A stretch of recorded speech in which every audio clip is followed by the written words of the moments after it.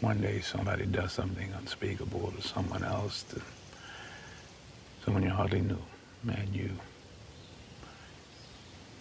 do something about it because you can. This story comes to us from the Washington Post. In the summer of 2021, a former police officer stood before a Virginia judge. Clayshon Cox, 29, was charged with raping and abducting a teenager while he was on duty. State prosecutors offered him a deal. In exchange for pleading guilty, Cox's charges were lowered and his sentence was capped at 9 years. Outrageous, a judge said of the crimes. He rejected that deal. Unmoved, prosecutors went to another local judge who sentenced the former Portsmouth cop to even less time, 5 years. Okay, that judge didn't work. Let's go over to this one. An FBI agent who had helped investigate the case called the Justice Department imploring officials to intervene. How quickly can we make this happen? He asked.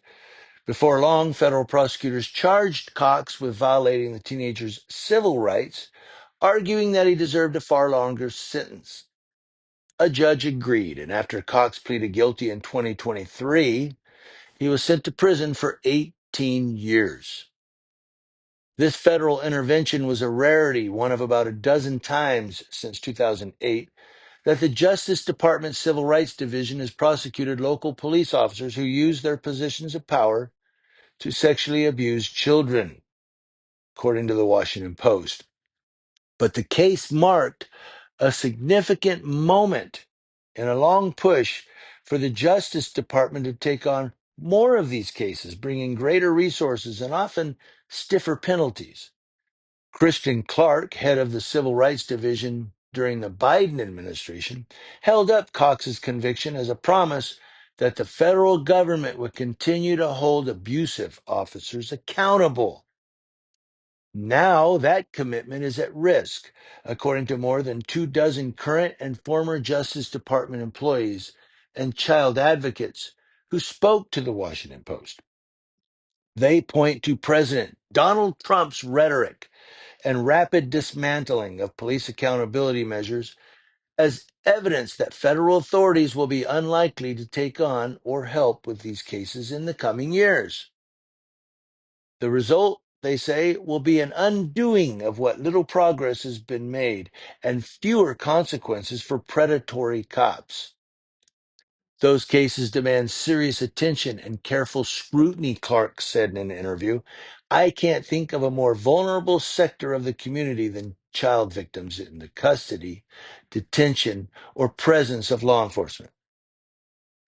Now, after weeks of inquiries from the Post about how the Trump administration will handle the sexual abuse of children by police, the Justice Department on Wednesday said it had arrested more than 200 child sex predators during a targeted 5-day operation. 5 days. A press release noted that two of the people arrested had worked as law enforcement officers. Surprise. One of those individuals' alleged crimes occurred more than a decade after he left the profession. The White House declined to comment. Of course they did. The Justice Department issued a statement. The department is continuing to honor its duty to hold all people, including law enforcement, accountable for civil rights abuses of vulnerable children and adults, while also supporting the men and women of law enforcement's ability to protect and serve communities where they live. These are not mutually exclusive goals.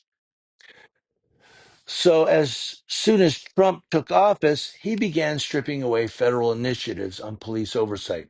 And the Justice Department declared protecting law enforcement a top priority. With me in the White House, you once again have a president who will always have your back, said Trump. And he was saying that about police officers during a speech at the Justice Department in March of this year. The president railed against prosecutors who want to put police in handcuffs and go after a police officer rather than a criminal, end quote. The administration shut down a federal database tracking a misconduct by law enforcement officers. Remember, I did the story on that one. Justice Department training on how to prosecute police officers for sexual violence disappeared from an internal system, two employees told the Post. Investigations into police departments for alleged civil rights violations have been frozen. A Washington Post review of publicly available records shows that Civil Rights Division has filed no new cases against local officers accused of using their authority to sexually abuse children since Trump took office. The Justice Department declined to say whether it will keep pursuing pending civil rights cases involving the sexual abuse of children filed during the Biden administration or address the lack of such cases under Trump. State and local law enforcement agencies often rely on federal resources, including from the FBI, for investigative assistance, training, and other support, especially on highly sensitive cases. When police officers are accused of abusing children, local authorities sometimes lack the expertise required or might be unwilling to go after law enforcement colleagues with whom they work closely. Yeah, you don't cross that blue line, blue gang, shoulder to shoulder. A Post investigation last year identified at least 1,200 officers convicted of charges stemming from child sexual abuses from 2005 to 2020. Nearly 40% of those officers avoided prison sentences. How about that? In Virginia, Cox was almost one of them. The former officer declined to comment. Stephanie Morales, the Commonwealth's attorney for the city of Portsmouth, defended the state's plea deal with Cox as acceptable given sentencing guidelines, saying in a statement to the Post that it was aimed at avoiding the unpredictability of jury trial and the victim having to bear the trauma of facing her abuser again. That's what that statement is. The victim, who declined to comment, participated in the federal prosecution. See? Had the Justice Department not intervened, her abuser would have served his sentence in a local jail and could have been released in 2023. Instead, Cox is scheduled to remain in federal prison until 2038. Some advocates and prosecutors said that Trump's messaging and the loss of federal resources are already hindering local authorities who want to pursue abusive officers. Eric Gibson, who spent more than 16 years as a federal prosecutor before joining the New Jersey Attorney General's office, said it is now harder for honorable law enforcement officers to root out and punish predatory cops. We are seeing an empowerment of the worst in law enforcement at the expense of the best in law enforcement, Gibson said. He goes on, the damage is being done as we speak. Now, on the campaign trail last fall, Trump floated the idea of police being extraordinarily rough to stop crime, the type of behavior by officers that Justice Department's Civil Rights Division has prosecuted hundreds of times. When an officer uses their position of authority to commit a sex crime, that too can be prosecuted by the Justice Department as a civil rights violation, the Fourth Amendment. You can see how some level of force might be needed in conducting an arrest, said Christine Dunn, who handled civil rights prosecutions during the George W. Bush administration. But you don't need a little bit of sexual assault in an arrest, right? It's so far outside the bounds of what could possibly be reasonable police behavior. Sexual abuse cases often present challenges, such as a lack of witness or body camera footage, and historically, the Civil Rights Division has tackled them far less frequently than excessive force cases. Then in 2009, Farrah Gold, a former Florida sex crimes prosecutor, joined the Civil Rights Division. Under the Obama administration, first Trump and Biden administrations, she repeatedly won federal civil rights convictions against government employees, including law enforcement officers who used their positions to commit sexual violence, records show.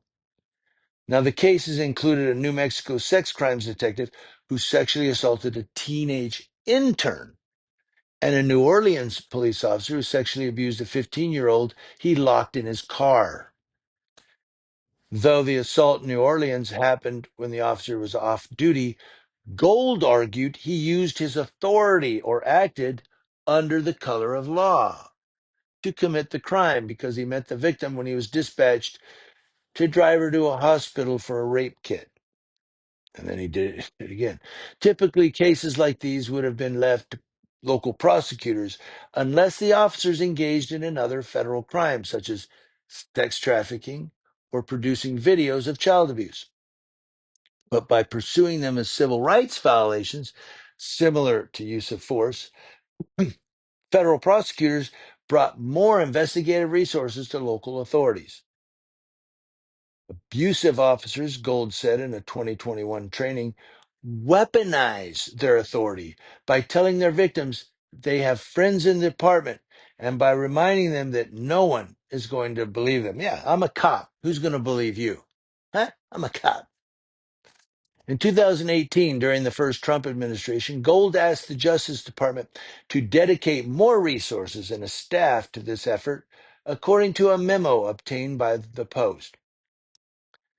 She proposed creating a centralized vetting system to ensure that the Justice Department was not prematurely declining to investigate or prosecute complaints of sexual misconduct that could be taken on by the Civil Rights Division. The memo also called for more formal training and protocols for FBI agents to ensure that they reported alleged sexual abuse by police officers to the Civil Rights Division. The FBI, a 2024 government audit found, had a history of failing to adequately handle allegations of child sex crimes. The proposed changes never happened, current and former justice employees told the Post. And the Justice Department did not respond to questions about the memo. Gold was given the title of Senior Sex Crimes Counsel, but the department dedicated no prosecutor exclusively to sexual misconduct cases. Gold, who declined to comment, left the Civil Rights Division in 2023 to work for the Justice Department's Office on Violence Against Women. She announced her resignation from the federal government this month. And again, I'm not in this story here and for this editorial, for purposes of giving this out, I'm not for or against President Trump. I'm just trying to be neutral. But it looks like he's saying to federal prosecutors and these, federal Justice Department, look, stop going after these cops. We're here to defend them. These cops have a hard job. Boys will be boys, or whatever. I'm not saying he said any of that. Just giving you the mindset that I'm reading here is that, look, man, we need to stop prosecuting cops because they got a hard job and we're going after the criminals, not the cops. What happens when the cops are the criminals?